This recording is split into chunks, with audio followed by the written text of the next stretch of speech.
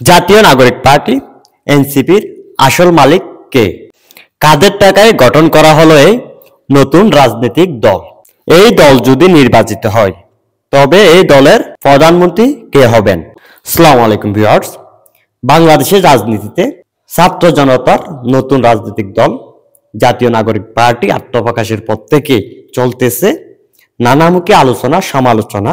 এক কথায় বলতে গেলে বাংলাদেশের রাজনীতির মাঠ গরম করে রেখেছে এই নতুন রাজনৈতিক দল এনসিপি।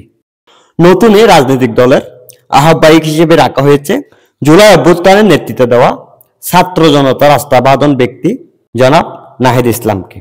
এছাড়াও এই দলের সদস্য সচিব হিসেবে রয়েছেন গণতান্ত্রিক ছাত্র শক্তির প্রতিষ্ঠাতা জনাব আক্তার হোসেন। এছাড়াও রয়েছেন আব্দুল হান্নান মাসুদ, হাসনাত আবদুল্লাহ, সারজিত আলম, নুসরাত তাবাচ্চুম, নাসির উদ্দিন পাটোয়ারি, সামান্তা শারমিন, তাসনিম জারা, নাহিদা সরোয়ার নিবা, আরিফুল ইসলাম আদিব। এছাড়াও সর্বমোট 171 জনকে সদস্য করে গঠন করা হয় এই রাজনৈতিক দল জাতীয় নাগরিক পার্টি। আর এই নতুন রাজনৈতিক দল আত্মপ্রকাশের পর থেকেই এই দলটিকে নিয়ে বেশ আলোচনা সমালোচনা চলতেছে। অনেকে প্রশ্ন করে যাচ্ছে এই দলের আসল মালিককে, এই দলের খরচ খেয়ে বহন করতেছে। এই দল নির্বাচিত হলে কে হবেন দলের প্রধানমন্ত্রী? আবার অনেকে বলে যাচ্ছেন এই দল সরাসরি সরকার থেকে পরিচালিত হচ্ছে। এই দলটি সেই কিংস পার্টি, যে কিংস পার্টির ভয় এতদিন বাংলাদেশের রাজনীতিতে ছিল। এটি সেই কিংস পার্টি, এটি সেই রাজার দল, যে দল সরাসরি সরকার থেকে গঠিত হয়েছে।